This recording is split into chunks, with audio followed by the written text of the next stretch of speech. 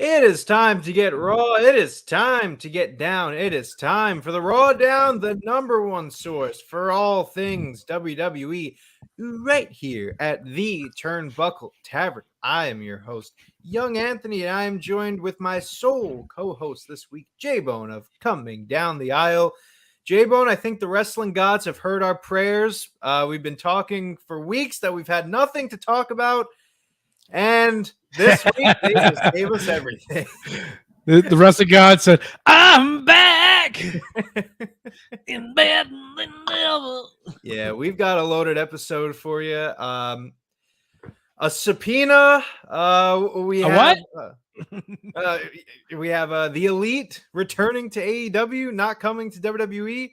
What else do we? SmackDown not returning to Fox, and this weekend is the second biggest show of the WWE. So if we're talking in terms of Vince, it's just another Thursday.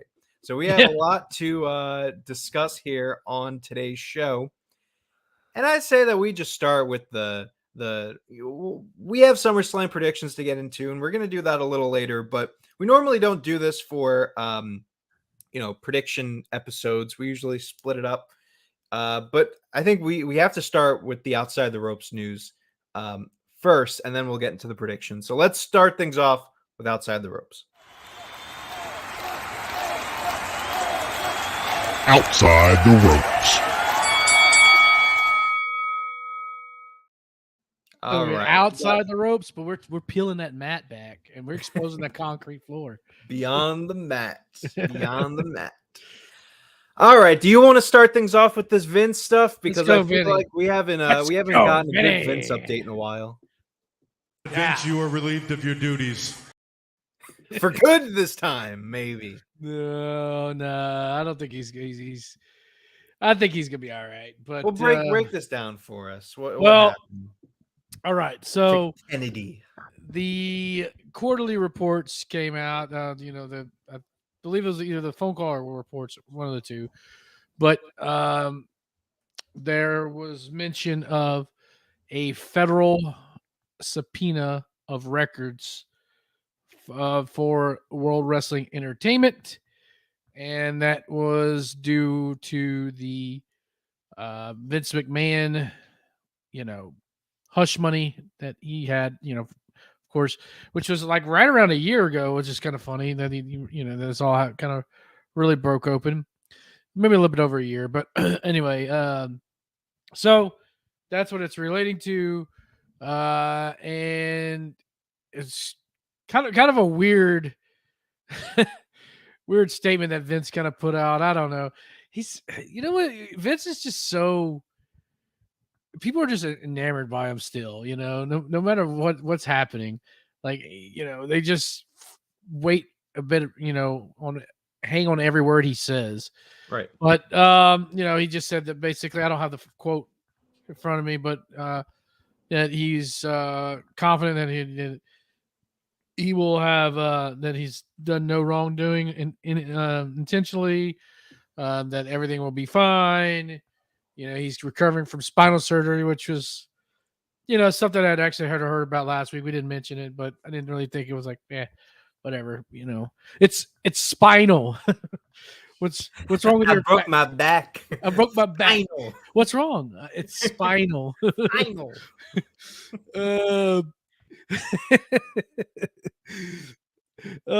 Anyways, yeah. So, Vince is. So they're trying to look into the records. This is not really that surprising, to be honest with you. To me, I mean, with these kind of investigations, yeah, they of course they had their own internal deal, but the federal law. I mean, when you're a publicly traded company, federal law's got to get in there and make sure there's some no. I'm actually what I'm surprised about is it took this long actually. But they gotta make sure there's no other funny business going on there, so to speak. Right. But I'm kind of, I guess I'm with Vince. On this or whatever everybody else is saying. WWE. I don't think there really much of this is going to come about. I mean, unless they just uncover some crazy shit, but I doubt it. I mean, you have that internal investigation. They're going to make sure, especially with the sale looming, and the sale's not finalized technically. They're not going to do. They weren't going to do anything, sweep anything on the road. They're going to get everything cleared out, get it done with, and move on. So maybe looking back, maybe that's why everything kind of happened with all this hush money. This it had to have been an internal leak, not to harm Vince, but to get everything cleared up, get everything cleaned up for the sale. A purposeful, leak to the Wall Street Journal. So I don't know. It'll be interesting to see, but hey, we love some Vince drama, don't we? Yep. I mean, I'm sorry. I've got like 15, 16-year-old kids outside my house screaming. I can't even fucking hear my own thoughts. But, cuss them out. Yeah, right. I mean, this was bound to happen. Like, I feel like this is going to keep continuing happening. Like, little pieces of this Vince story are going to keep unraveling. And, who knows what the end result of it is going to be, right? It started a year ago now that we thought he was done for good. I don't know why we thought that. It's Vince McMahon that we're talking about here. And here we are that he is not 100% back, that I'm sure some people wouldn't have been surprised that it happened. But he is back in majority control as much as he can be in this situation. It makes you think, with something like this, and the more that this onion peels with the layers, right, and however the fucking metaphor is, does that dwindle? I love blooming onions. Yeah, I love onion rings, onions. I love them all. It makes you think. Is there going to be a decreased amount of power? From where we started, once Vince came back with with this sale, he's going to have the most power that he can right now. What is it? 51% is Endeavor, right. 49% is WWE, Vince, all of that. Right. Does that power, kind of trickle away? And we still also haven't, with this whole Endeavor sale, right? You said it hasn't gone through yet. We're still not even sure that the more that this story unfolds, if Ari Emanuel is going to say, well, maybe this 80-something-year-old man is not the perfect candidate to be at the head of the 49% that is owned outside of my control. I enjoy destroying lives. We're fully aware of that. It just makes you wonder, maybe there's going to be a kind of shift in that mentality. I know that in that interview where Vince revealed his stash, that they were very buddy. We've known each other for years, pal. We shared ice cream together. And we're best friends. No one knew about us. No one. They're best friends, but fucking no one hears about their relationship until now. Okay. Makes you wonder if there's going to be a shift in that mentality. But overall, what I'll say is I think it can only I think as far as what I'm talking about of this, you know, the power that he holds, I feel like it could only go down from here. Like, I don't think he can gain more than he already has. No, I don't. Yeah, I was gonna say I don't know if you feel differently, but I think the more we hear, the less he'll have. That's kind of where I'm at, where I stand on this whole thing. Which at the end of the day, it just like I've gone on record so many times talking about this that I really only care about what's on TV. Right. Like, I mean, all of this obviously it has ramifications, but like as long as this guy is not booking the show, like whatever it may be, it may be. Right now, we're in a good spot with Triple H booking the show, Vince with a little, I'm sure, creative input. You, the audience, are quite frankly tired of having your intelligence insulted. You're damn right I am. As long as we stay where we are with the creative, which is where I'm most focused towards, we'll be fine. But yeah, like I said, the more that comes out, the less power he'll have. That's my thought process on this. Yeah. I mean, I think he's gonna be fine. I mean, like I said, he's like the cockroach that is in the that you see in like nuclear disasters, the little cockroach climbing out, and he's running away and survives. So yeah. Now don't get it twisted. I do think that there should be like consequences for these actions. But I don't know. I don't know. I mean, the whole grand scheme of things, like all that we're hearing about, like I mean, he did pay it back. I mean, what I mean is that he shouldn't be able to, still run the company. Like what I'm saying, like he shouldn't be in charge of the company anymore because of all of this happening. Ethically, it's very questionable. Legally, it seems like it's okay, but right.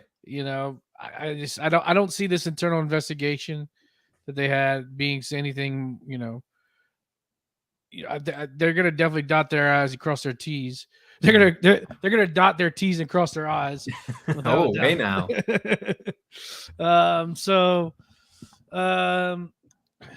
don't know. I don't see a whole lot coming out of it, but definitely stir up some interest. So, well, yeah. I mean, anything that Vince is a part of is going to stir up interest. Let's be real here. Yeah. But we move forward. Raw rolls on. And the opposite of Raw is SmackDown, of course. And we've got some news earlier today about SmackDown. Fox, apparently. And SmackDown sucks. It's almost as bad as Raw. Fox really thinks SmackDown sucks. Because it looks like they're not going to renew SmackDown on... Potentially, yeah. It seems like there's a whole issue with money. I heard, what was the number? Like 700 million? Yeah, they're looking for basically $700 million on top of what they've got from the last TV deal, which honestly, I know that's a lot of money, but I mean, honestly, I think that's pretty fair if you look at the revenue. Now, as far as what WWE brings in, I don't know. I don't think that's like crazy. I mean, so they want to, but I guess it's the advertisements. So right. So they want to renew the contract that they had. Like it was originally the $1 billion deal with Fox, and then they want to tack on an additional 700 million. That's what I'm understanding. Yeah. Yeah, so it's like I think a 50% gain. I don't know. I mean, now I'm saying that maybe it is a lot, but it seems like a lot to me. And I feel like it's hard to. Hey, what's going on, Ivan? Shout out to what's going on. Circle debate. Stick around. Money Bentley. About Jey Uso in a bit. So, Mr. Bentley. Mr. Bentley. Look, I would have to do more research to like kind of weigh the options, but it comes down to, I'm sure there's a lot that factors into it, not just ratings. I feel like wrestling fans automatically just consider, oh, what's the ratings? No, right. It's not that anymore. It definitely isn't that anymore. But I think you really have to like break down the numbers when it comes to Fox, because I mean, Fox is like one of, if not, well, it's not the but it's one of the top channels, period. There are a lot of shows that people gravitate towards on Fox that garner a good interest. Like there's a lot of money behind The Masked Singer and a few other shows that I can't think of off the top of my head. Yeah. It comes down to how much of a hot commodity is the WWE in the grand scheme of what Fox can present on a Friday night, because Friday night is a hotbed for a lot of I'm sure a lot of shows really want that Friday night spot. You know, is the WWE able to match what other people can bring to the table? And you look at how Fox has presented the WWE overall, as far as their just overall presentation of the WWE outside of the wrestling world, you know, promoting it on their channel. And I mean, they've done a pretty decent job. I think they do a good job. Yeah, like, you know, sometimes you'll get an ad for WWE, like, you know, during one of the NFL games, or Right. you know, they have the Super Bowl ads or whatever it may be. I don't know. I when we're talking about numbers, I thought that the $1 billion deal in 2019 was way more than you ever think. Yes. $1 billion sounds a little more reasonable in 2023. So the fact that you're asking now for an additional 700 million, if that's the case, asking for an additional 700 million, it becomes all right. Maybe now I think it's 700 million split between the two brands. Oh, so oh. I think for let me pull up the quote here. Yeah, I'm pretty sure that's what it was here. So this is according to Wrestling Observer News. So SmackDown is looking for a new home after Fox reportedly declined WWE's latest asking price. WWE has in mind a 50% increase in television rights for a total of $700 million between Raw and SmackDown. Between Raw, so they want Raw also to be on Fox. Is that? No. I think that they're shooting for a total of $700 million increase in revenue between the two brands. So Raw would be, you know, $350 million more, and SmackDown as well too. Okay. So I don't think it's terrible to say. I mean, all right. Well, before I thought it was, and we didn't know the quote. I thought it was literally just a $700 million increase for just SmackDown. So now what I'm understanding is like 350 mil increase for but according to the Wrestling Observer newsletter, that offer is being rebuffed because advertisers are not willing to pay. So my question though is, it's like, okay, so advertisers are not there, so why don't you put me on a different time slot?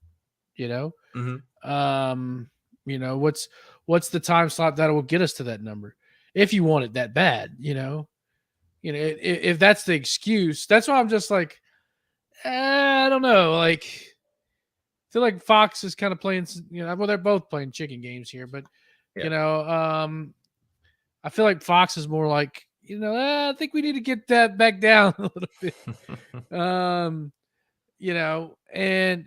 But if they're saying that's not according to the time slot, what else are they going to put on a Friday night? Let's be real. Right. Baseball, Yeah, I mean, because it's not like they get preempted very often.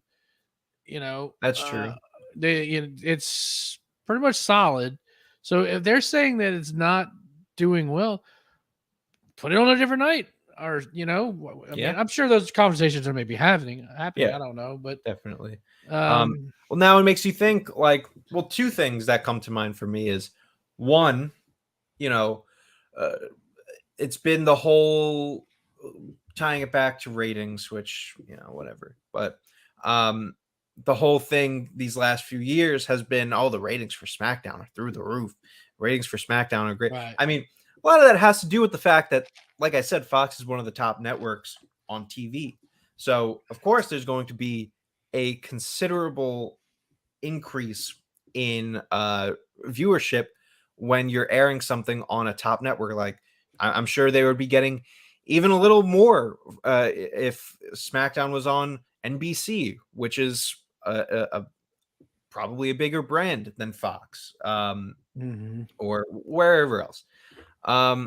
So now, if you're going to move Fox from, if you're going to move SmackDown from Fox, and you put it on something like, I don't know, USA Network, just because that's where it originally was, does that hurt the viewership? Now, to counteract that, I can say that for Raw, the numbers have been pretty consistent around the 1.4 to 1.6 million viewer rating for Raw, which is a lot more than it has been in recent years. I think there's been a considerable increase. So maybe that's not a huge worry at this point, having that 2 million viewer rating, and maybe they still will end up getting that. But now the question also that comes to mind is, where is that new home for SmackDown? Is it just on the USA Network, or can they attract another big channel? I don't know if they can. I mean, maybe. Unless they do like a, exclusive deal with Universal where it is on NBC, like you said. I mean, Fox, the ball's kind of is in Fox's court, because, I mean, it really would benefit WWE to keep it in with Fox. Regardless of what they're saying, so, I mean, Fox has the leverage 100%, I don't know. I think if anything, it's probably better to keep Raw and SmackDown in NBC, like Universal territory, because you have Peacock, you have, obviously they're on the USA Network. Now, I don't think that SmackDown would be moving to the main NBC channel. Like, if anything, they would be on. It could. I mean, it could, but I think if, I'm talking about, I mentioned before, like the premiere programming that's on, Fox with The Masked Singer and all these other things. I mean, that's really more the case for NBC. Like, they are really the ones that, value that prime time time slot than anyone else. I mean, like, shows like Night Court right now are doing really, really well. The new one. Shows like that are doing really well because of, the overall presence of the primetime slot. Now, something else to really consider is we're about to enter into a negotiating time period for WWE, renegotiating their contracts and everything.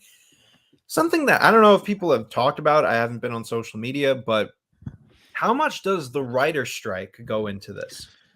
And the director's strike, because there's not going to be a lot of programming that is going to be on these TV channels. I mean, are there going to be more channels clamoring for something like WWE, who is going to be consistently putting out content? That's something to think about. I mean, a lot of shows are already on hold. Fucking Jeopardy is starting to reuse old questions because they're just running out of things to do. I mean, now you need writers. Oh man, I mean, the writer's strike, or whatever it is. First it was the directors, right? And now it's the actors. Obviously, are on strike too, right? The podcasters are going on strike too next. Fucking everyone's going on strike.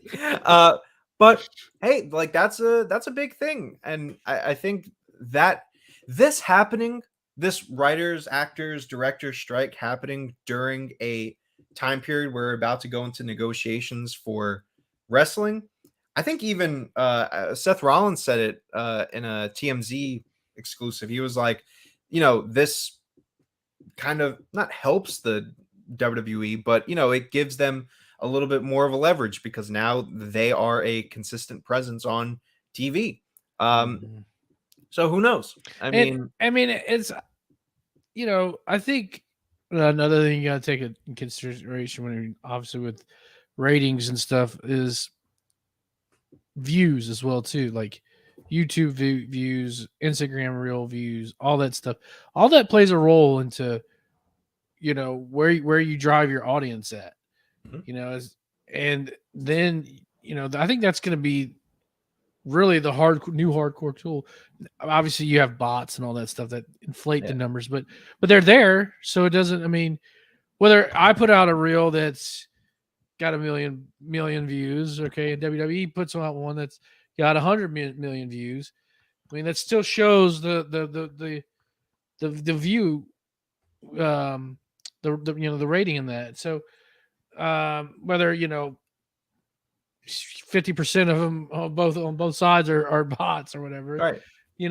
Who cares? It still shows views, because that's what drives your audience to your product is Instagram, TikTok, YouTube, all that stuff. That is the new rating system. Nielsen rating, get out of here. Well, I feel like it's hard to say that until wrestling starts to make the switch over to streaming. If you're on, I know that you have the Hulu and everything, and people, eventually watch it on Hulu, but with the WWE, their main source of, distribution still is the main place where you watch their content is on TV. That's the first place that you watch the content. Yes, you watch it on social media and everything afterwards, but you're still first things first. It's on USA, it's on Fox. So until you get to a point where, you start seeing Raw or SmackDown going to Peacock or whatever it may be, if that even ever happens, I feel like it's hard to put social media as the number one priority, because you still have, your Raw and SmackDown on TV. Yeah. I don't know. I see what you're saying, but I think some of these networks need to wake up and realize, and this is really obviously not wrestling related at all, really getting the weeds here, but some of these networks need to start realizing, at least get their advertisers realize, hey, this is where it's at. TikTok, YouTube. Yep. This is what brings our audience in.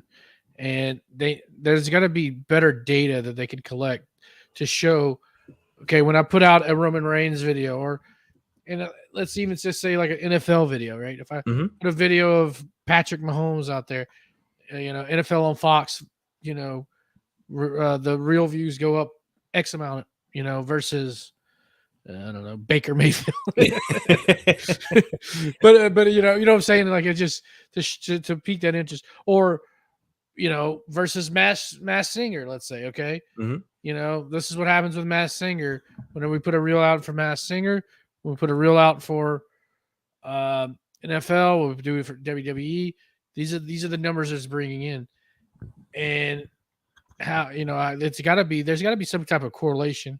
Oh yeah, the show where there's an increase in viewership online versus on TV. Yeah, I think there's definitely ways that they have to capitalize on this. I do think it also just is hard to, like you even mentioned before, the whole thing of bots.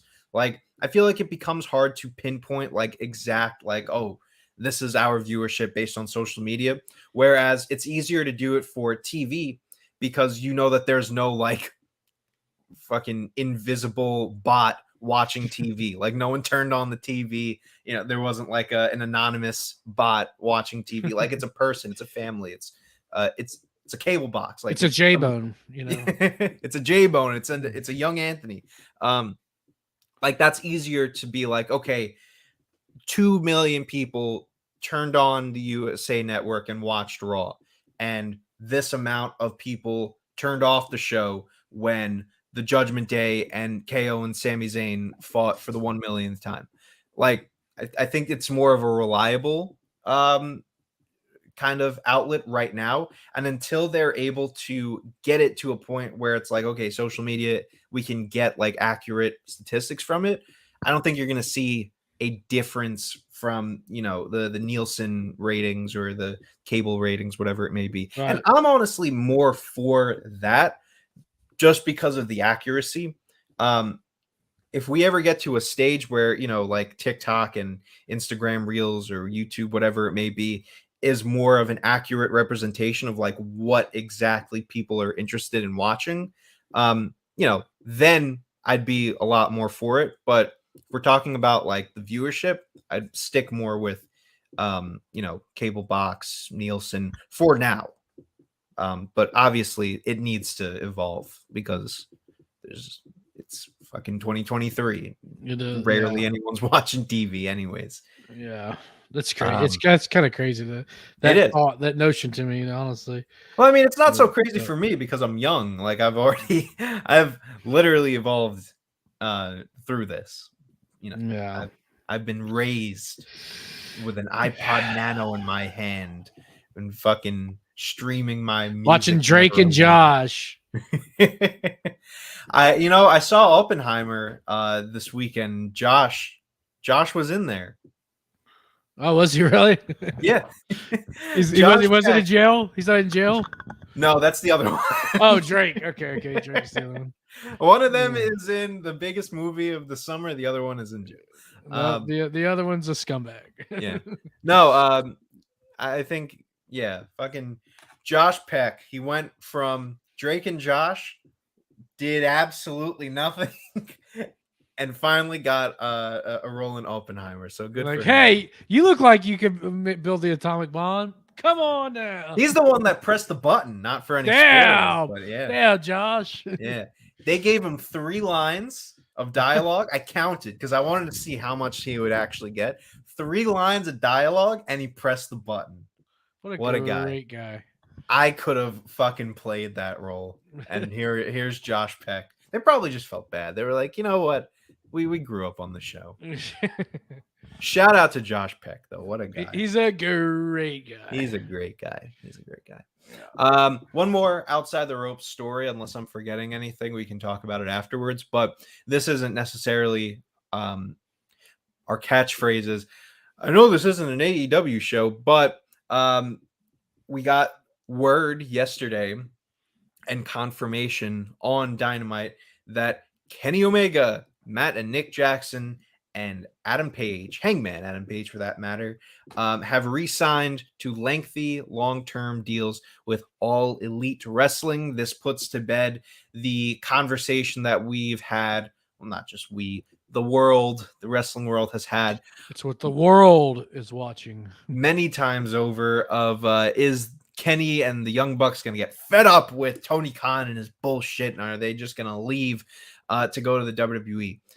The answer is no. They are sticking around in AEW, and we got confirmation of that from the horse's mouth, the horse's ass. What is it? The horse's ass. Yeah, it's this horse's mouth. The horse's mouth. The horse's ass is from Home Alone too. Yeah. Come and get me, you horse's ass. I'm all alone. We got confirmation from them directly on Dynamite. First, I want to get your thoughts on. Really wasn't too surprised, to be honest with you. I posted, so funny. The internet is so hilarious to me. But I posted. Let me pull up this post here. I made a little Photoshop picture last week. Oh yeah. I forgot you're not on Instagram, Nick. Yeah. When you pull up that picture, I just want to say this is week 2 of me complaining about Kenny Omega cutting promos because, oh my god. Yeah. Like I heard Hangman Page cutting the promo. He's like, "Oh, we're staying in AEW." I'm like, "Oh, this is great." And then he hands the mic over to Kenny. I'm like, "Oh god, no." So I posted this right here. If you could tell, it's Photoshop, but it's them as the Radicals. The Radicals. Yeah, and in fact, the song I picked was New Radicals. You get what you get. I got it. Anyways, it's a good picture. Who taught you how to do Photoshop? It's not great. If you really look at it, it's some kind of, but good enough. It's okay. But anyways, so I did that, and the comments, I was not expecting some of these. Well, I should have not expecting, but some of the comments are just hilarious to me. A lot of people change the channel, turn the channel, Dream on. That's a nice count. This would be a cool way to start a cross promotional build. I'm like, okay. Probably not even Raw, NXT maybe, and lose every week. That's literally what this says. Just Nick Buck, Matt Buck, and Kenny Buck. Eggman needs to go back to the Indies. Does that make? Oh, actually, this one's kind of funny. Does that make Kenny Chris? Because it was Kenny Omega was Chris. Was over Chris Benoit. Awful.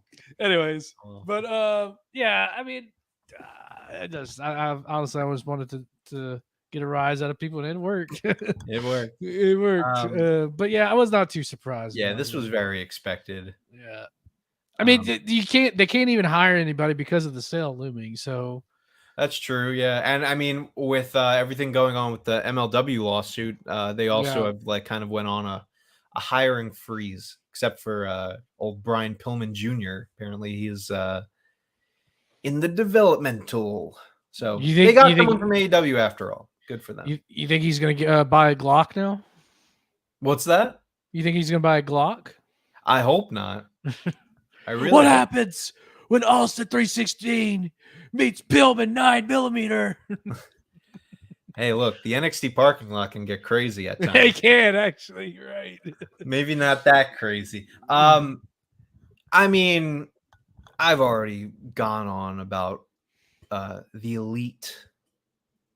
Keep them. Just keep them in AEW. Because look, I'm talking about Kenny Omega's promo yesterday. I had to sit through it. And Kenny Omega is a great in-ring wrestler, but my God. And he's doing his, yes, ladies and gentlemen, we are back in AEW, and we will be on Dynamite, and we'll be on Rampage, and then he's got to throw in, heck, we could even be on Collision.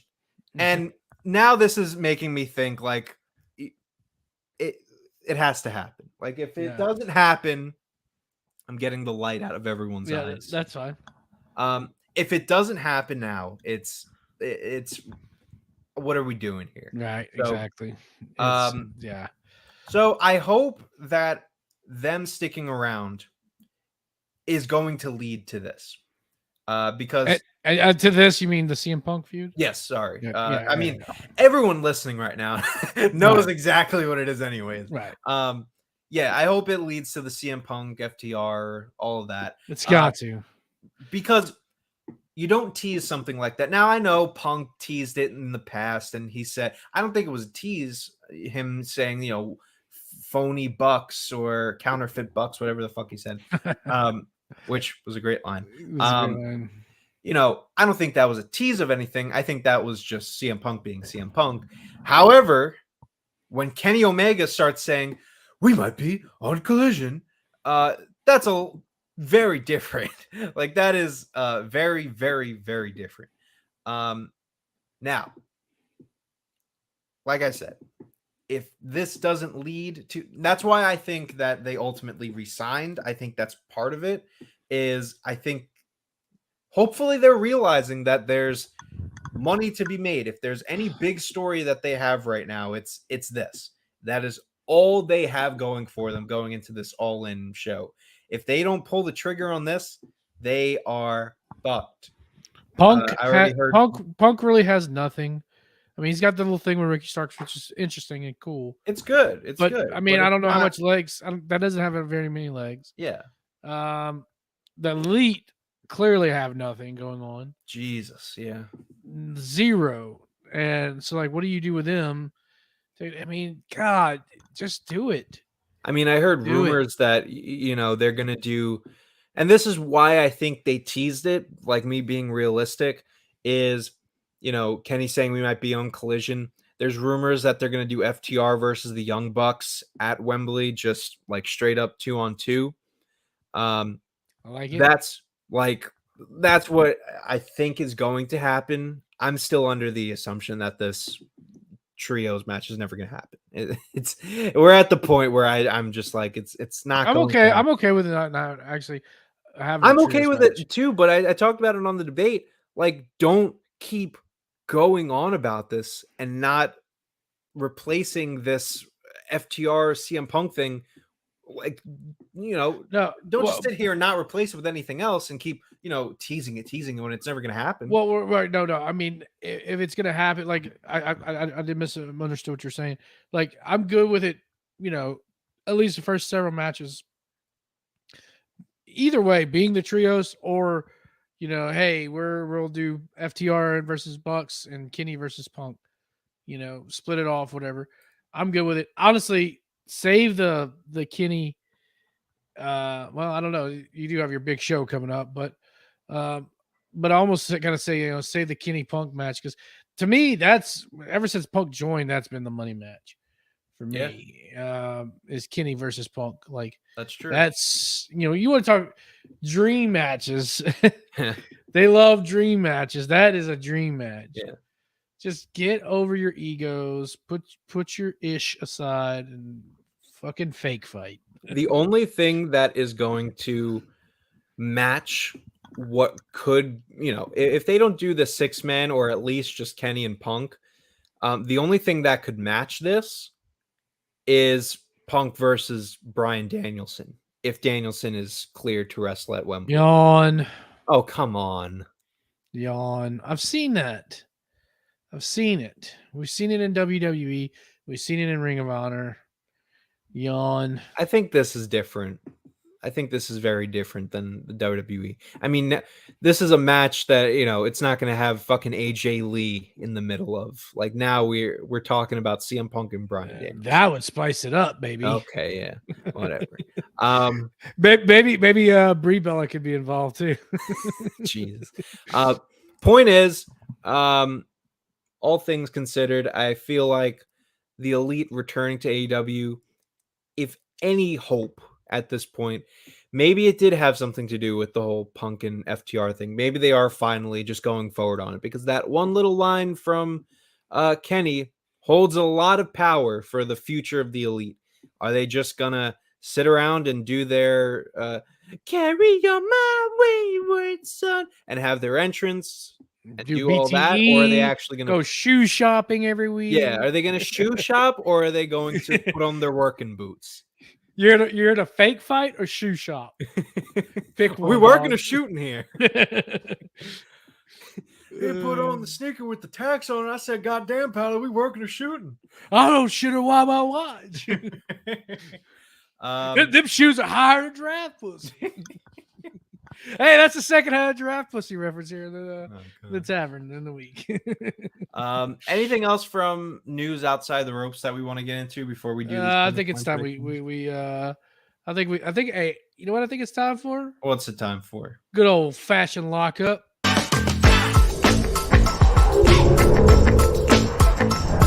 Collar and elbow.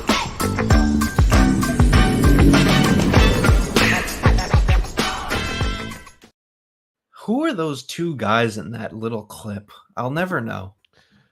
There's some handsome men, I tell you what. One of them's got the whole blonde Cody Rhodes, Chris Candido hair going on. Yeah, it looks like Candido.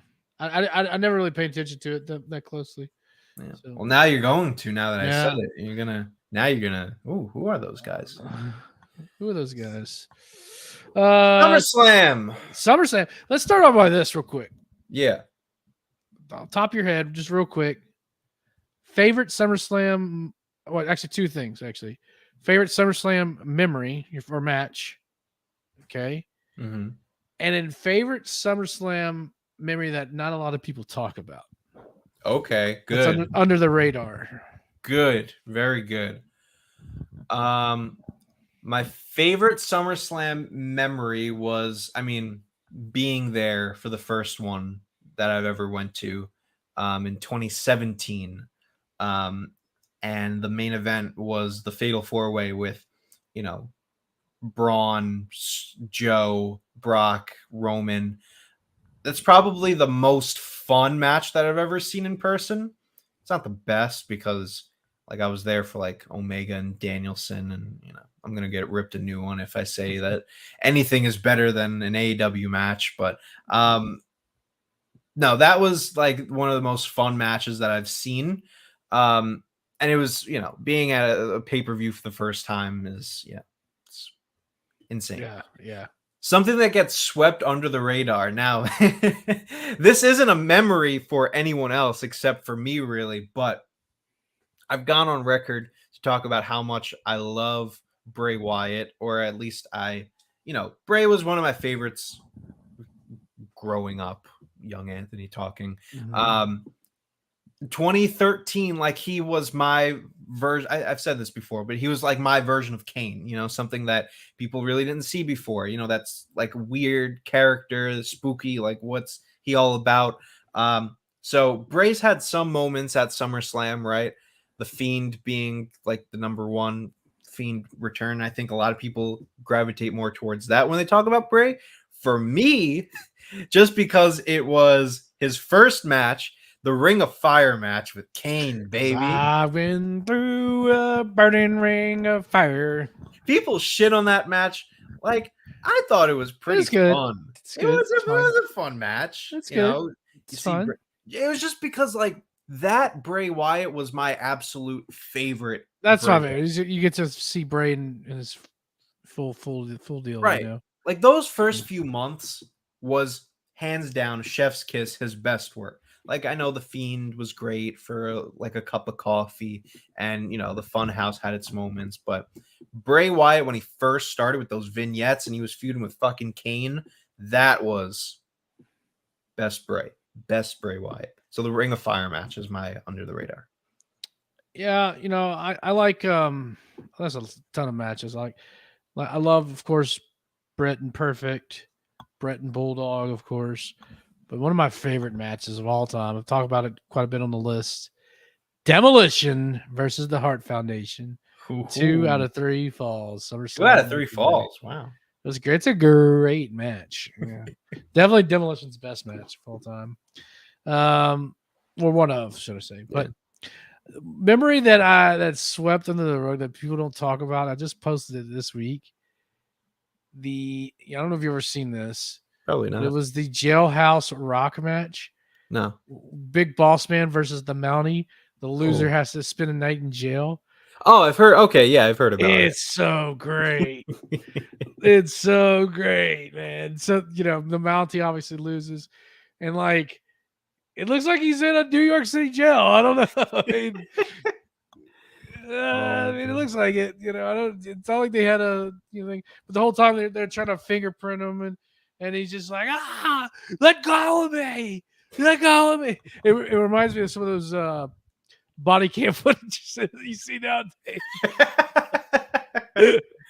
Oh my god. Yeah, so I love that. And then another thing I'll say too, Edge versus Lita. Excuse me, Edge versus Matt Hardy. Sorry.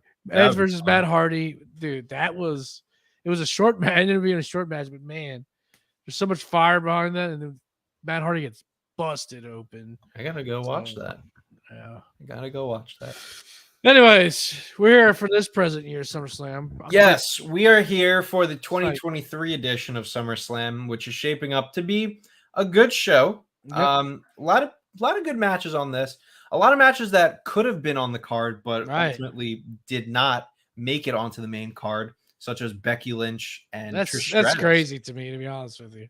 Yeah. Let's get into it right now, because I think one of the matches you can sub off of this for that match, and that's of course Ronda versus Shayna. I don't know about that. I mean, I know Ronda's going bye-bye, so this plays a role in it. But I don't care about this match. Well, so I guess we'll start with Ronda and Shayna here. And we haven't even mentioned that Marco is not with us this week. Oh, yeah. I don't know if you couldn't tell, but Marco is... Right now, he's listening to Many Men. With death upon me. He's with Fitty this week. Yeah, he's in the club. He's in the club. He's most definitely in the club right now. But he gave us his picks, and he's a great guy. Yeah, we'll read his picks maybe. So Ronda versus Shayna, we'll start off with. So you don't think that this match should be on the card? No, I mean, like, you've been building this Trish and Becky match for months now. That's correct. This just started last month. Okay. Right. So what are you gonna put Trish and Becky on Raw or on Payback? Like, you just killed that story. Yeah. I see what you're saying, because Trish and Becky have had a very lengthy feud, especially for the women's division. I mean, when Right. you see a lengthy feud like this, I think that this match, Ronda and Shayna, is more important to have on the card because of a few reasons. We already mentioned Ronda leaving. I think there's more power to be held with Ronda leaving the roster than it is Trish leaving the roster, because Trish was leaving anyways. Ronda is someone who was being presented as the top star for a while, and now she is leaving WWE. It makes sense for her as the, as the once top star, not so distant top star that she was, to get a send off. But that's not the main reason why I think this is important to have on SummerSlam. The main reason is because what holds more power, a Shayna Baszler win over Ronda Rousey or a Becky Lynch win over Trish Stratus? Like, you have the possibility to make someone into a, if you want to call her a star, what's the definition of a star nowadays? A bona fide player in the Raw women's division, or you have an already established star beat a legend, which will ultimately really do nothing for Becky, because what more could you do for Becky at this point? So I think Shayna, in the eyes of casual fans, Shayna beating Ronda isn't going to really do much for her. Mm-hmm. Because people outside of like the WWE bubble already see Ronda, for lack of a better word, like as weak. All right, only because of the knockouts that she incurred. That's in true. The end, I didn't think of the it end, that the way. end of her UFC career. Yeah. So I don't really see this doing a whole lot, and especially how she's been presented on TV. Now, if she was like the SmackDown champion or something, and then we had this, the title was on the line, and okay, then yes. Mm-hmm. But what's Shayna gonna do? She's gonna go back to Raw. She's gonna keep doing the same thing she's doing. She's gonna find another tag partner, and she's gonna be relegated back to the tag division. Yeah. Whereas you had this storyline that you invested a lot of time in, coming back from before WrestleMania. Actually, Raw 30 is when basically the storyline started. Okay. Mm-hmm. February, or the post Raw 30 show. Well, yeah. Going back to like February, March, whenever Becky and Lita won the tag titles. Yeah. Right. That's basically when the storyline started. And you've done a good job building a lot of heat, especially with Trish. And I also get what you're saying. Okay, doesn't do anything for Becky, doesn't do anything for Trish, but it pays the storyline off in the proper way. You're right. Now, what you're gonna do? You're gonna do in Payback? I'm not down for it. I'm not down. For it. You're right. I think if anything, this gives the boost to. Well, first, I will say that I'm pretty sure they're just doing it on the August 14th Raw, which sucks. I think if you're gonna, that's terrible. It is. If you're going to pay off this feud and not do it at SummerSlam, it has to be a Payback. And why wouldn't you? Because it seems like, I don't know, is Roman going to be on this Payback show? Like, I don't even think he's being promoted for it. So this is one of your top stories right now. Why the fuck wouldn't you do it on the pay-per-view? But and not to mention, what is an MMA rules match in pro wrestling? Right. Like, what are we doing here? Like, they're going to have gloves? Is this a Lion's Den match? I mean, well, I guess we're gonna have an octagon. The fight pit, the fight pit kind of has a negative connotation. But what's going on, Freems? What's going on? Oh, Big Freems is in the house. Big Freems. But what are we gonna do with MMA match in WWE? They're gonna kick each other. It's gonna look like Pride Wrestling is what it's gonna be. That's probably literally what they're gonna model it after. It's probably some Pride, because Pride's got some scriptedness in there. So I don't know what else, dude. When am I coming on RAWDOWN? Whenever you want. Come on down the RAWDOWN. Just all you gotta do is shout. No, I see what you're saying though. But now with all this out of the way, that means that Shayna has to win this match. If you put Ronda Rousey in the win here, even if no one does. If you put this match over Trish and Becky, which was objectively the better story, the hotter story, the longer story, if you put that match over Trish and Becky, you need to let the right person win, because having Ronda win this match at SummerSlam implies that there's going to be another match. Why would you do it in that case? I mean, if anything, if you're going to have Ronda win this match at SummerSlam, then why wouldn't you just do this match on the August 14th show and then have Shayna win the blow-off match at Payback?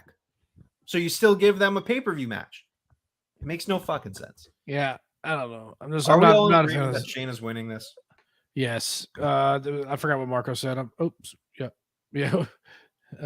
It's a old fat guy being. Oh, what a great guy! Where have you been? Look at all these guys. Just coming out of the woodwork. I think they think this is the wrap-up show because no, I'm kidding. I'm glad to see everyone here. Freems makes a good point. What if it's an actual shoot match? No. Oh man. Are we shooting or working? I said, goddamn, pal, are we shooting or we working here? What did Marco say? He goes for Shayna. Yeah. All right, so we're all in agreement. Shayna Baszler's winning this match. Should we throw in I guess we don't really know, but this match doesn't deserve a fucking bonus. You want to put bonus points on this? All right, come on. Fair enough. Let's go. Fair enough. Just trying to make it more intriguing. Okay. You know what else is intriguing? Logan Paul versus Ricochet. Oh God. These are the two matches that I just cannot stand. This match is this is a one move match. I'm dead serious. They are only going to give the highlight of one move for this entire match. And I guarantee you they're going to fuck it up because there's going to be so much pressure on one move. It makes me almost think that maybe they'll make it a little bit more interesting and have a few moves. Maybe like 3 highlight moves, just so in case the one move gets fucked up, they're like, all right, well, we have 2 other moves that we can, use in the highlight reel. Hopefully no one gets, fucking C4'd through a table neck first this time around. That would be very nice. What have you thought of the storyline? I mean, they've included now Samantha Irvin in the story. I mean, what do you think? I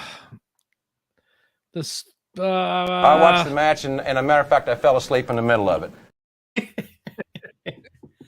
That's right. James is for it. He says it has no substance, but I do think some exciting things are going to happen. Yeah. Whoops, that one. Yeah. Yeah. He's excited, but yeah. Actually, this is a $1,000 broski shirt. But yeah. Shut up! It's the $1 million man. No, but yeah, I've hated the build. So Ricochet is awful on the mic. Yeah, can't tell a story. He can't even read a story. I agree with what the Chads are saying on the flagship. Like, people want to, and I'm not the biggest Jungle Boy fan either, but not necessarily because of the promo, but at least he's given some substance to his promos. Like, at least make him a little bit matter more than Ricochet does. Ricochet's just out there doing flips and saying, I think they're on pretty equal ground. No, absolutely not. Not anymore. No. Well, Well, no, we've always known that Ricochet's a bad promo. No, Jungle Boy is. Oh my god. no, he's can't a deliver. car length ahead of Ricochet right now. What was that? I didn't even hear what you said. He's a car length ahead of Ricochet.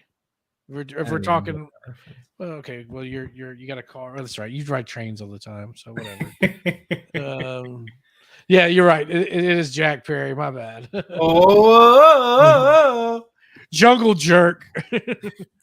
or no, Jim Ross. Just I'm sure Jim Ross was thrilled that they finally called him Jack. God damn it, that's his name. I've been calling him that since 2019. He's been Jack Perry for years now. God damn. I call him Jack Perry because I'm a big old Beverly Hills 90210 fan, and I like that Luke Perry. What the fuck is a Luchasaurus? Do you think the match will be good though? That's the build aside. We have had in the past matches that I mean, Freems really he said it has no substance, but I do think exciting things are going to happen. So that's really been the story of WWE's builds for the last few pay-per-views. There's been not a lot of substance on the build, but exciting things end up happening. I will say this though, this match is going to, even though it's not my cup of tea, this does have a place on the card because it gives fans who like the athletic moves, who don't want story being sacrificed for it. Right. It gives, those fans something to look forward to. So I will say, in that regard, yeah, maybe, as far as that buffet, I'm good with it, and Logan Paul's Logan Paul. He's a big star. Maybe this will help Ricochet move forward a little bit. I don't know. But I'm good. I'm good. I'm gonna say that Logan Paul is gonna win this. Yeah, I'm pretty confident that Logan's gonna win. I mean, he came off of technically 4 losses now. He hasn't won a match since The Miz. I mean, it was a year That ago. last SummerSlam, right? So he's overdue for a win now. I just got what you said, Freeze. That's funny. On a sunny afternoon. Chat, let us know who you're thinking of these matches. Who's going to win 2? Freems, old fat guy. I don't even know if old fat guy watches the WWE. Maybe he does. Or maybe he's just here for the news. Old fat guy's usually here just for. He's a great guy. He is a great guy. Marco is going also for Logan Paul, so that just. All right. Cleared off the board. We're looking good. Let's go with an interesting one. The SummerSlam Battle Royal. 20 men over the top rope. Both feet have to touch the floor. The last person wins nothing. But they win some Slim Jims. They win a pat on the back. I can't watch WWE, not my thing. Hey. They win Slim Jims filled with the Macho Man holder thing. Old fat guy says, I can't watch WWE, not my thing, nothing against it. I just hate it. Hey, I mean, there are definitely things to hate about WWE. I mean, we get on this show and we talk shit about WWE all week. But then again, we also talk shit about AEW. It's a nice system. You have to love both and you have to shit on both. So 1,000%. No bias here. Yeah, no bias. But yeah, so Battle Royal, I mean, so I kind of talked about this last week. Oh boy. And Freems, we do want that hot take. Yeah, we do. A lot of people were, including me at the time, but I kind of came to my senses a little bit, were upset that LA Knight didn't get the US title spot. And I get that, but you're still doing character development here a little bit, but with really nothing on the line here. As far as there's no real opportunity except for a bunch of Slim Jims, you got to go LA Knight here, right? Hit the hot take button. Oh God, why did I think that? Hold on, where is it at? Did you move it? Nope. Okay. Well, hot take here. Here it is. Hot takes here. Get your hot takes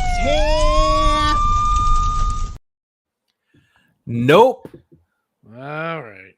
He's Let's not get- winning. All right. Who you got? Well, this is hard because they haven't fucking announced anyone else. Now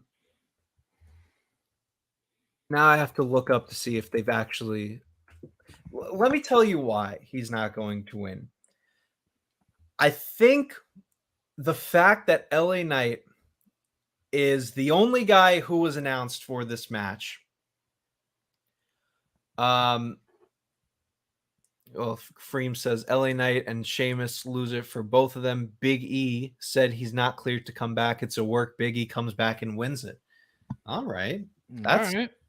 Well, I half agree with Freems. So the reason why LA Knight's not winning this is because he was the first person announced. I don't believe that they are going to be like, all right, LA Knight's not going to win Money in the Bank, fine. LA Knight's not going to win the United States title, that's fine. But we'll give the fans a bone and we'll give him this battle royal that he is clearly going to win. Because it is now 3 times that LA Knight, Money in the Bank, clear winner. LA Knight, US #1 contender, clear winner. LA Knight, clear winner for the Battle Royal. I don't think so anymore. I don't think LA Knight is winning. Okay, so I will say that I do have to agree with your points. Hey, that's a first. It's very, you make some good points here. However, we're here for a prediction show, and the opponents that we have is LA Knight, Sheamus, Tommaso Ciampa, Shinsuke Nakamura, Otis, and Chad Gable. None of those guys, besides maybe LA Knight, could possibly win that. So that's why I'm going with LA Knight. That's true. You make a good point. I mean, I kind of want. So this is where I agree with Freems because he says that Big E is not cleared to compete. You know, he's to work and he's going to come back. I think that this battle royal is going to lead to someone returning and winning. Now, I don't know if I can predict that like clearly because like, you know, I don't know who that is because it could be Big E. It could be Randy Orton. Like, you know, all these works, you know, is this person injured? Is this person not injured? That is my legitimate prediction.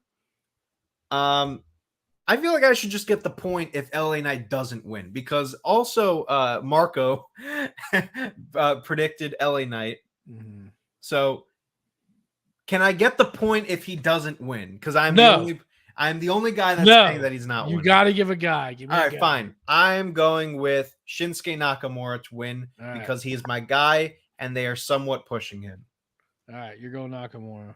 But if a guy returns and he wins the whole thing, I'm getting the point. And no, you're not. Yeah, I absolutely am. You're not. Write it down in the history books. Oh, I'll give myself the point. That's easy. You know? Of course, that's easy. Yeah, and I'm going to take the RAWDOWN title. I'm going to put a big X on it because I'm the real champion, you bitch.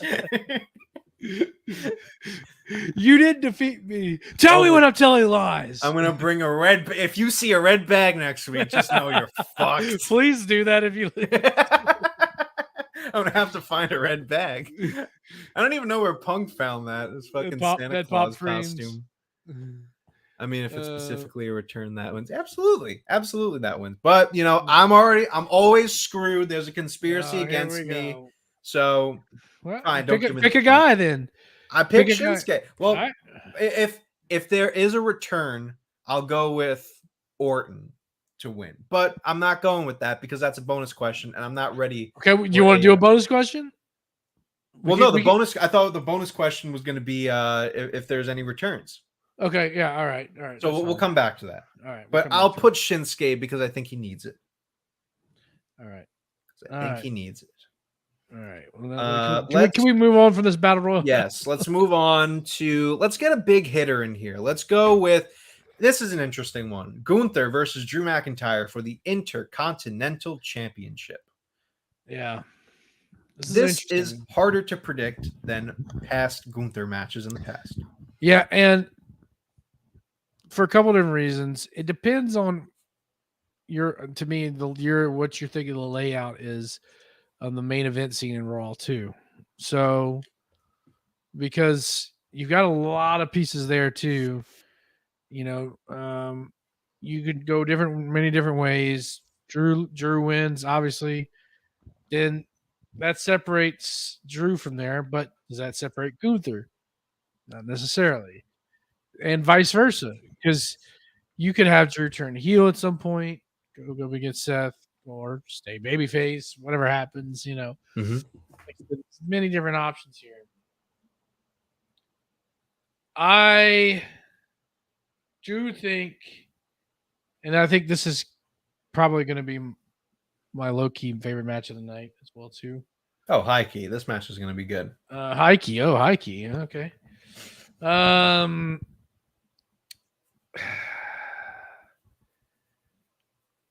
am gonna go Drew. Ooh. But he will not become the Intercontinental Champion. Okay. I think there's gonna be shenanigans here.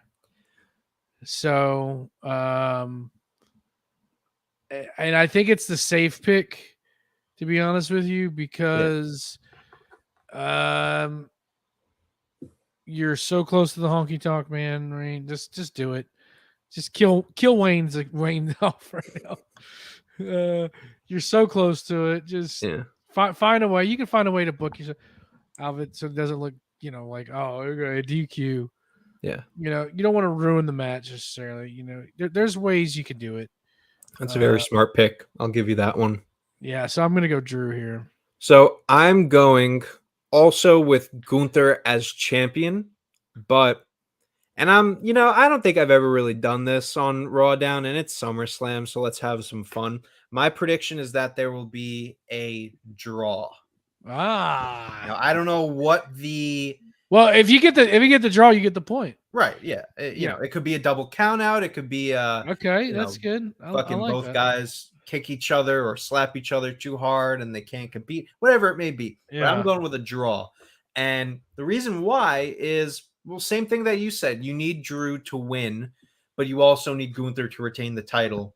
And I value Gunther as the Intercontinental Champion more than I do Drew. I also value Gunther as the IC Champion more than I do a contender for the World Championship right now.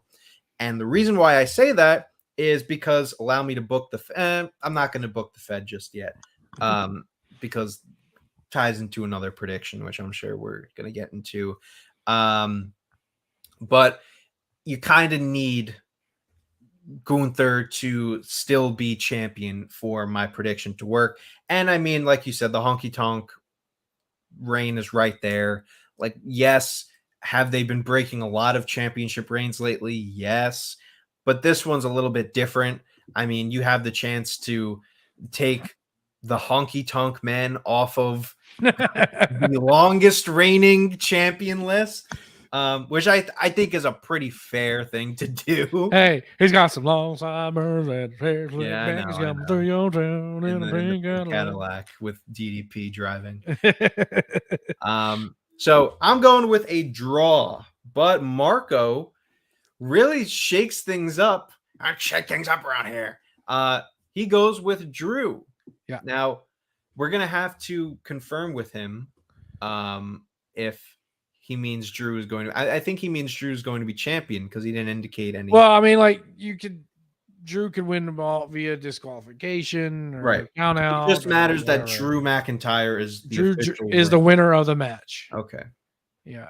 I'm just interested to know if he thinks that he's going to win the championship, because that, it doesn't change anything as far as you want me to call him? You want me to call him real quick? Nah, let him enjoy he's in the club right now.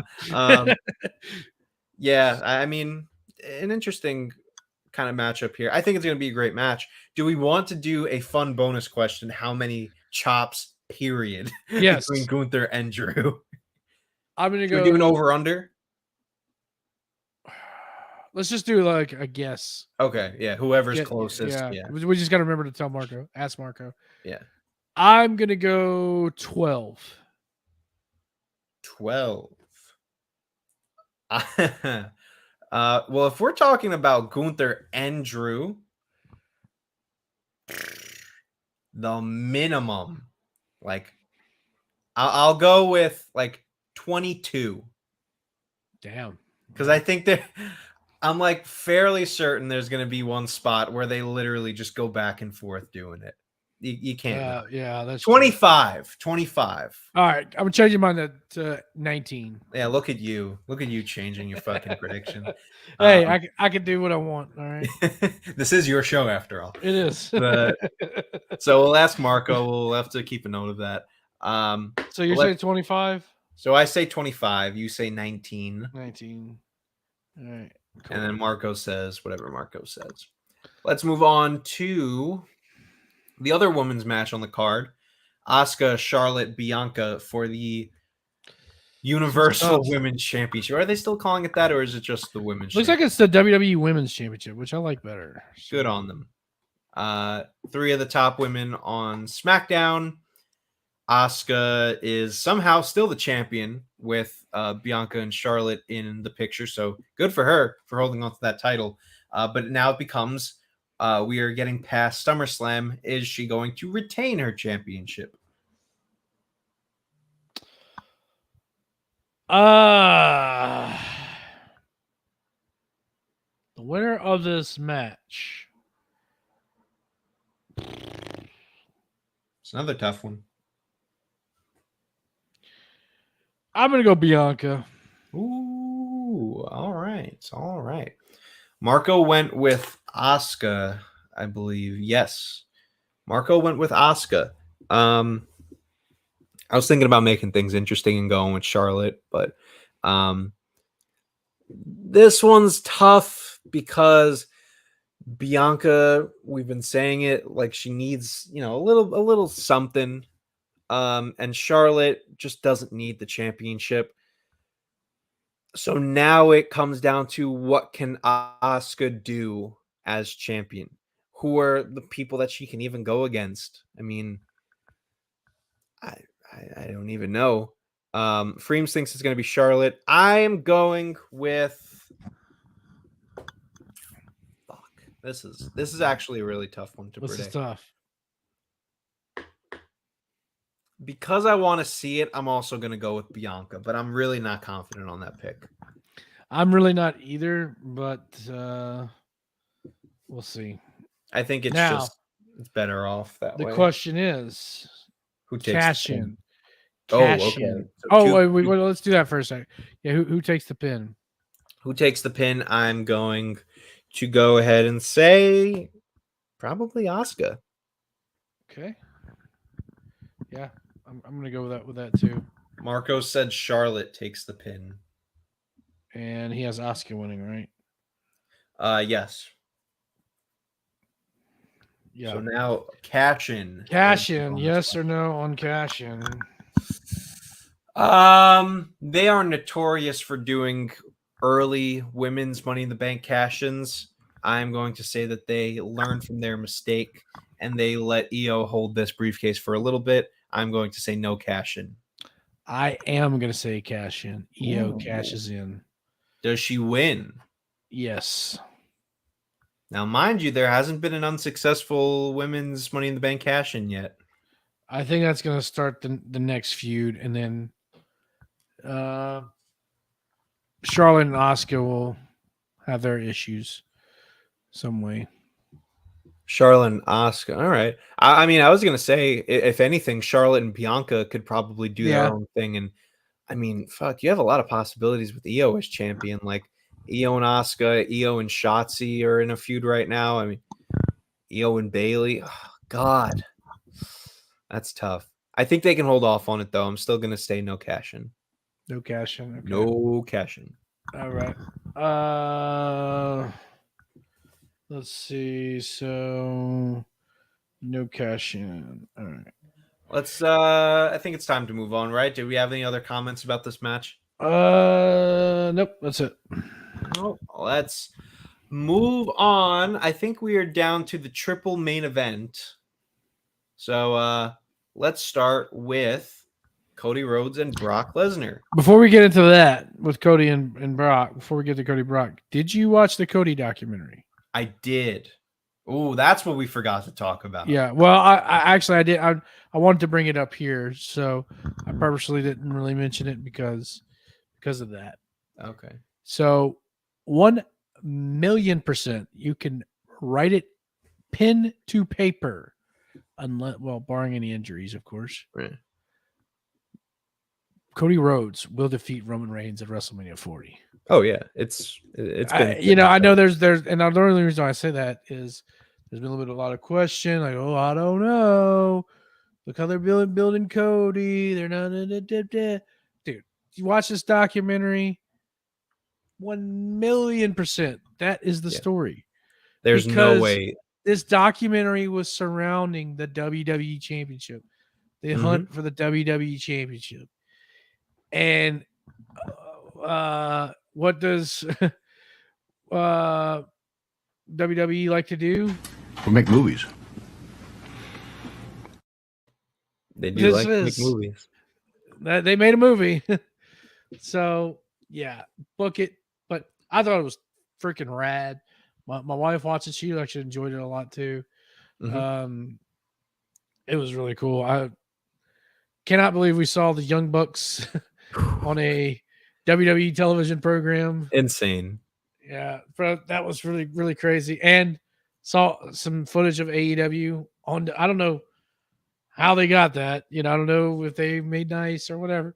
Right. But I think what they did, and I could be wrong, is I'm pretty sure they only used footage from the YouTube channel, from the Being the Elite, which there was a couple pictures of him posting. There were pictures, but I think that's different. I think you're allowed to do something with the copyright, but I'm pretty sure YouTube there's some maybe there's fair use involved there. I don't really know. But no, they definitely. I heard Cody talking about it. He contacted the Bucks to clear it, so he didn't just. But I know for certain there's no actual AEW footage, which I wasn't expecting. But there was a lot of YouTube stuff on there, which probably would have been cheaper to license anyways. So, I mean, still was kind of crazy because I remember vividly the picture of him in the corner and you could see the AEW turnbuckle. Right there. Yeah. I was like, whoa.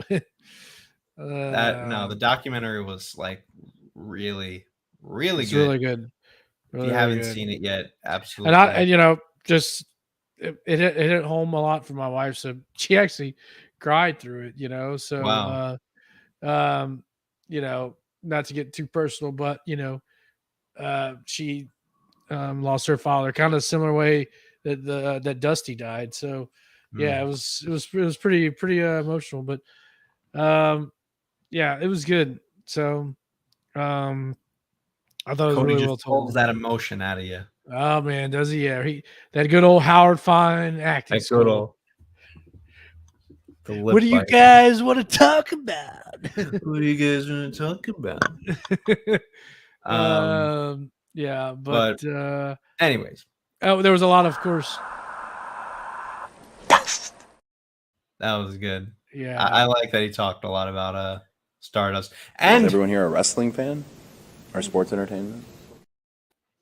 Something that is very, very interesting. Now, I don't think in a million years, at least in this timeline, in the next few years, that Cody is ever going to turn heel. Because why would they do that?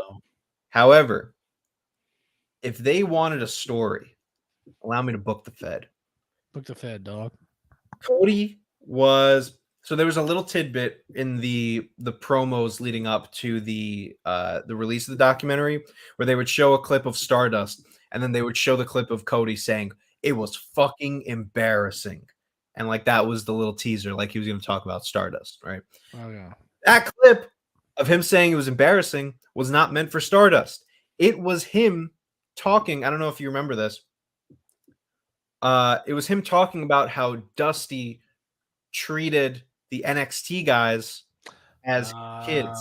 He was like, you have all these NXT guys who are, being looked at as Dusty's kids, and here's Dusty's actual kid on the sidelines. It's fucking embarrassing. Yeah. So if they ever wanted to turn Cody heel, there's your story.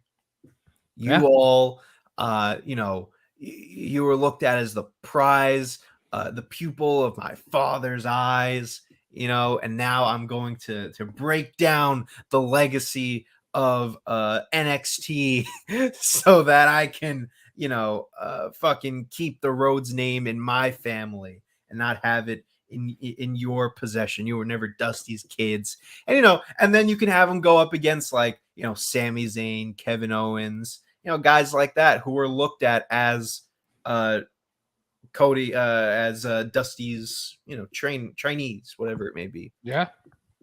But good old Cody. I'd like to see a good old Cody KO feud, That would be good. That would be fun. Mm-hmm. A lot of history, even with Cody and Sammy, with everything leading up to WrestleMania this year. Yeah. We got some. Make Cody heel. Let's change it. No, don't. Let's make it fun. But all right, present day, Brock and Cody, third match. So there's no stipulation on this. I know that's a little funky to me. This is I'm not jiving with it too much, but yeah, I'm not picking up what they're laying down. I kind of feel like they're gonna kind of still kind of throw it in on the radar, Yeah, they like to do that. And it's like, oh, wait, this is no disqualification? Like what? Or, right. They do that often. Yeah, I could see them doing that. Yeah. They got to do something. This is the blood feud. This is the end of the blood feud right here. I don't know. Just a chain bull rope. Bull rope match. Come on, man. Match. Come on, Michael. We need a bull rap match. We need a good old fashioned bull rope match, man. Look at these two bulls. They're gonna pulling and tugging on each other, getting me all hot and bothered, Michael. If you built a WWE superstar from the ground up, Michael, it'd be Randy Orton. It looked like Cody Rhodes. It looked like Cody Rhodes. Dusty action figure on a pole match. Hey, Yoshitatsu isn't fighting. What are we talking about here? That's a 2010 reference. I don't know if anyone caught that one. Yeah, I don't know what you're talking about. Action figure on a pole match. Go back and watch NXT from 2010 Yoshitatsu versus Tyson Kidd. Oh, that's my childhood. You want to talk about, Bret Hart fought this guy, fucking Diesel and Shawn Michaels tag team. No wonder your brain is so NXT Yoshitatsu versus Tyson Kidd. Action figure leg on a pole match. You know how many Yoshitatsu matches I've watched? How many? 0. 0.0. Yeah. Ryback wrestled someone in a CM Punk figure on a pole match. No. No, I think probably Ryback thought that he did, but he did not. Ryback should be erased from the history along with Chris Benoit. Meat on the table, yeah, that's what you are. He did have a killer theme song, though. He did. Yeah. He came down. And then the bell rang. when he did the arms, and then he did both of the arms. Feed me more. I used to do that all the time when I would go to Buffalo Wild Wings. Feed me more. Wings on the table, yeah. Yeah. All right, Cody Brock. Yes, Cody Brock. We're good. We're good for this being the final match. Oh yeah, it's got to be the final match. It's the final match. I was actually just listening to that on the train the other day. Not the other day. This earlier today. Came up on my Spotify. I was like, oh fuck. Oh, good. Bryan Danielson. Sorry, we're going to get copyrighted because I'm so accurate on these vocals. Well, yeah. Anyways, Reigns moving says on. It's almost hunting season. It has to be the last match. Yeah, that's a good point. I didn't know. Saskatchewan is calling, brother. The Meese are coming. The Mooses. The Mooses, the mice, the meese. Cody's winning this, right? Yeah, Cody. Yeah, Stu. Marco also says Cody. A lot of similar predictions on this SummerSlam, but I think it's very right down the middle. Like, you have some matches that are so easy to predict, a few other matches that are like right right there, like very confusing. Not really sure. So, do we want to predict if a stipulation is going to be? Nah. Yeah, because if anything, that's a day of thing, and I don't think you can do that. I don't think they'll do anything on SmackDown. I mean, I know they're both No. Raw guys or whatever, so Yeah. I don't think they'll talk about it. Did you guys predict the U.S. title? Well, I mean, it's not happening on. It's happening on SmackDown. Oh, okay. So it's happening. It is happening tomorrow. It's on SmackDown. Oh, all right. Well, who's winning the U.S. title, J-Bone? I think it's gonna be Theory, unfortunately. Oh fuck! I was really hoping you would say Santos. The only reason why is Santos beat him 2 weeks ago. Had they not had that match, I don't think it's happening tomorrow. I'm not seeing this on the. I thought it was supposed to be happening tomorrow. Unless it's unless they're going to announce it like tomorrow morning, but I hope it happens so that Santos Escobar could just win this title and we'll be over Theory. I mean, I would be down for it, but I just yeah. I don't think it's gonna happen. I don't see it on WWE.com. Maybe it'll happen next week. Who knows? You have LA Knight versus Sheamus tomorrow. Who do you think is going to win that? It's going to be next Friday. Oh, okay. Next Friday. I'm sorry. Say that again. You have LA Knight versus Sheamus tomorrow. Who do you think is winning that? Yeah. The fans. Fans are going to win. Knight. That's who's going to win it. LA Knight's probably not even going to win that match. Yeah. All right.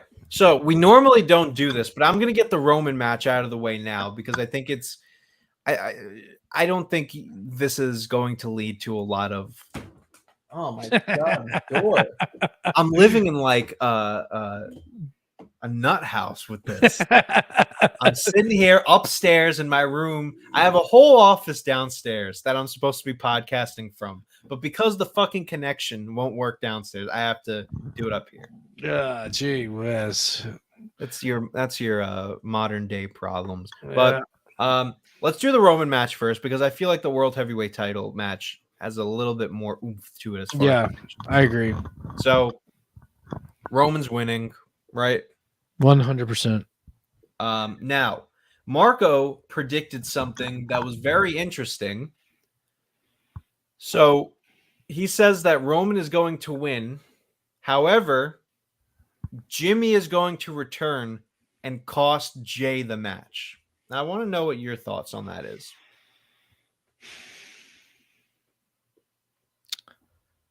I kind of think he's onto something there.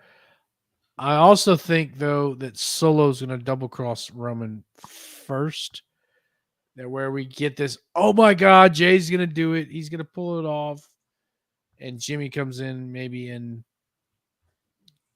I think it's going to be double cross City. So you think he's kind of onto something? Yeah. I think I'm going to be your RAWDOWN champion next week because there's no way that. Look, I understand that the whole story has been built around swerve here, swerve there. I feel like Jimmy turning on Jey is Vince Russo. It's just a swerve for a swerve. Yeah, but it keeps the storyline going. It can, but can you tell me anything as to why Jimmy would turn on Jey? Like, what's the story there? Like, there's money, power, promises. Everything that Roman is good at, being manipulative. Maybe. I mean, the only way that I could see that happening is if the plan is to do the fatal 4-way match between all of them, which I would be down for. That would be great. When is a whole nother question. I guess maybe at the Royal Rumble or something. I don't know, but I just feel like you don't need to do that because you already have, made it a point. Jey and Jimmy are not on Roman's side. You're going to now put Jimmy back with Roman only after a few weeks. So Jimmy was the one also that turned on Roman. I don't know. So what happens? What happens then? Yeah, I guess so. Freem says, I think you get more money keeping them together from WWE standpoint. Running Jimmy and Jay solo kill both of their careers short term. I don't know I about agree. I think yes, you built up Jay to be a contender for Roman, but I think it just comes down to I've always said Jey Uso is not going to take the title off of Roman because it's Jey Uso. Like as much as he's main event Jay, like it's still not there. So I agree with Freems in that you can't have them separate. I think there's a lot more to be had with them as a tag team, and not just thinking about the bloodline story, but just in WWE in general. Like, you're losing tag teams and breaking up tag teams left and right. You can't afford to break up your best tag team. There's no way that. All right, fair point. That would help your division at all. What about if you have Rikishi involved in somehow? Because there was talk with the elders in the promo a couple weeks back. What the elders want. Could you see somehow Rikishi, Fatu involved? Here's my hot take: they got to stop calling these the elders. That's what they are. Sounds like Star Wars. Like that's the whole point. Like, it gives it that intrigue. Yeah, I guess so. I just think it's funny. Like, the elders. Oh, what do you want to call them? Like the young guys? Jedi Council has hell yeah, man. The council, the tribal council. Around. Just call them. Dad was saying that we're gonna be Grandpa actually doesn't like what you're talking. My dad is really mad at you. Uncle Oos. My dad said he could beat up your dad. Whatever. Freem says also, who would wrestle the Young Bucks when we get AEWWE Forbidden Door? Mm-hmm. That's funny. CM Punk and FTR. That's who they would face, because that's gonna happen one day. Yeah, I mean, Jay wins. Oh, excuse me, Roman wins, and I just don't know. There's got to be something to this to keep the feud go, because I feel like if you just beat Jay, just like if Jay beats Roman, you got to have something in there to keep the story going. Right. Obviously, if Jay wins, it really kills the story. But I think it was the same thing. You have Roman beating Jay.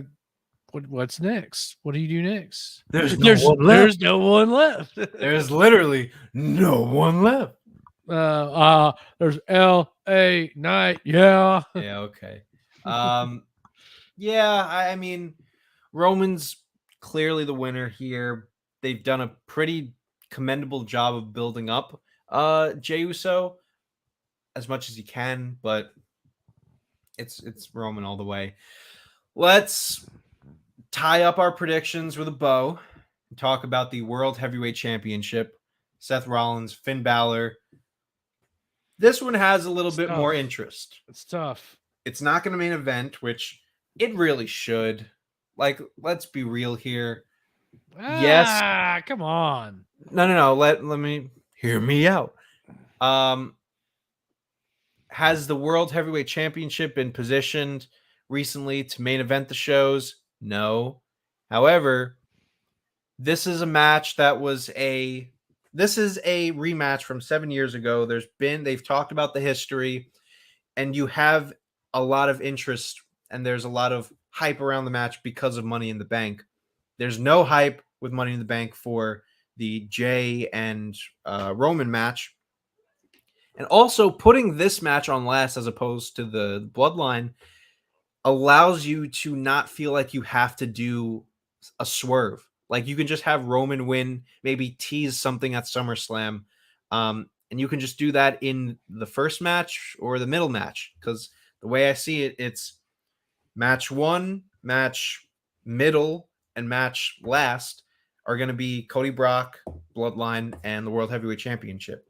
So I think you need to have this match as I've said this, like, this is your chance to legitimize the championship a little bit more. Put it in the main event, which is why I think, I don't know. I just feel like if they're ever going to make this title feel like it's a world championship, you have to start having it main event shows. Main eventing Payback is not going to make me think, oh, this is he's up there with Roman. No, SummerSlam. You make a fair point, but I just don't. No, I know I make a fair point. I make a few of them on this show. God, all right, never mind. 90 episodes in. Oh, he makes a fair point. Yeah, no, we know. It's enough to get me to the boiling point. Yeah. Fickle. I wasn't expecting that one. Yeah. Anyways, man, this is tough to predict because you've got different trend on this show. Yeah, you got many different ways this can go about. Because I've thought many different ways. Finn wins, Priest cashes in on him. Does he do it at SummerSlam? Does he do it at Raw? Seth wins, Priest cashes in on Seth. Does he do it on SummerSlam? Does he do it on Raw? Does he do it another time? The storyline is still going to be secured in there. I do think so. I'm going to go with Seth to retain. I'm right there with you. I'm going with Seth here. Marco says Finn to win the title. He doesn't say anything about a cash in. Well, he says yes, a cash in. We have to clarify. Yeah. So when I said before that I'm going to book the Fed, this is what it partially plays into. I think Seth is going to win this match. With obviously there'll be some dissension with the Judgment Day, but I think what will happen is you have Drew walk out of SummerSlam not as Intercontinental Champion. The Raw after SummerSlam or whatever it may be, maybe the Raw after SummerSlam because it gives you some time to build up to Payback. Turn Drew heel and have him go up against Seth, and I think he's the next world champion. Yep. Yeah. Bingo. And as far as the Money in the Bank, just keep it on Priest for a while. I think you just leave that story alone. Now, you could still use it to keep the animosity going on within the Judgment Day. I don't want to see them break up, to be honest with you. I really don't either. They're great. I think you just what I would like to see is just like, hey, like, let's get past this, move on, let's keep being this dominant group and keep on rolling, Mm-hmm.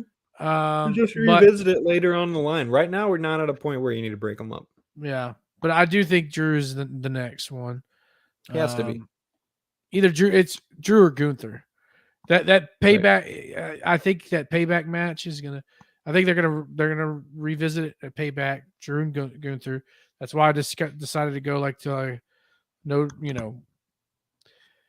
where Drew doesn't win the title, or like how you're doing with a draw. So we're kind of like on the same keel there. Wait, sorry, you think they're doing Gunther and Drew at Payback again? I think they will, and yeah, they'll revisit it, and that's why I think it's going to be like a weird finish, dusty finish, if you will.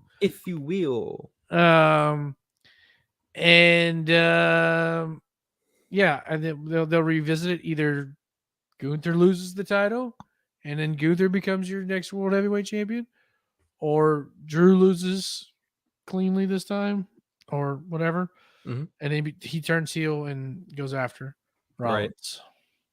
Right. Yep. So see that because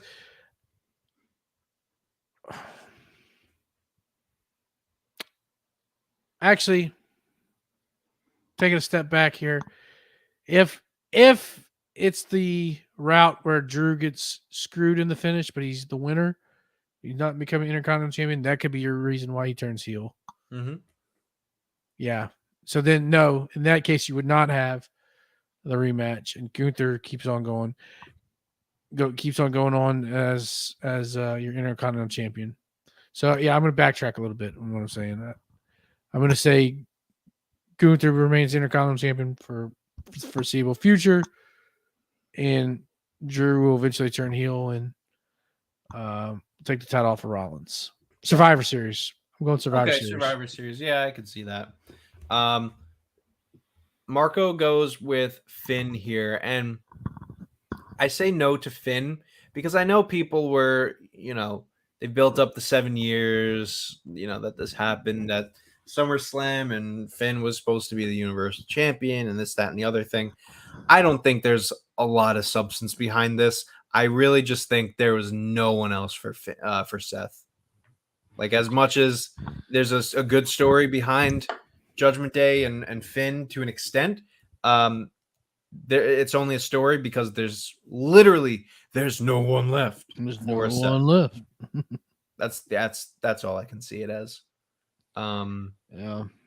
But so we're going with Seth. Marco's going with Finn. I want to know why he's going with Finn. I wish he was on this episode to learn more about his thoughts. But he's you know what? He's just with many men. Which did love that song. So one more bonus question that we had was, will there be a return at this show? Oh, and we're not so no cash in, right? For me, no cash in. Yeah, no cash in. Okay. Yeah, I'm gonna say no cash in for Priest. Yes, there will be a return.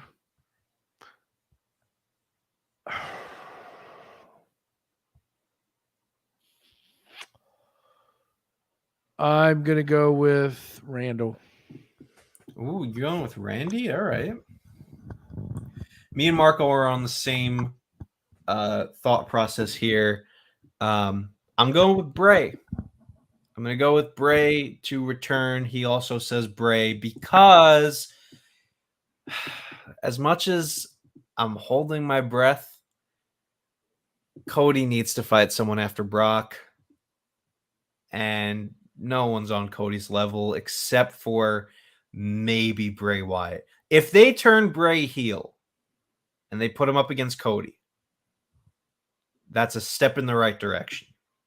Because this baby face, Uncle Howdy, many faces of Wyatt shit that they have going on, we've talked. We beat it to death. Like, he can't come back and do the exact same stuff that he was doing. Right. The Royal Rumble was any indication of that. There's no way that, it should continue that way.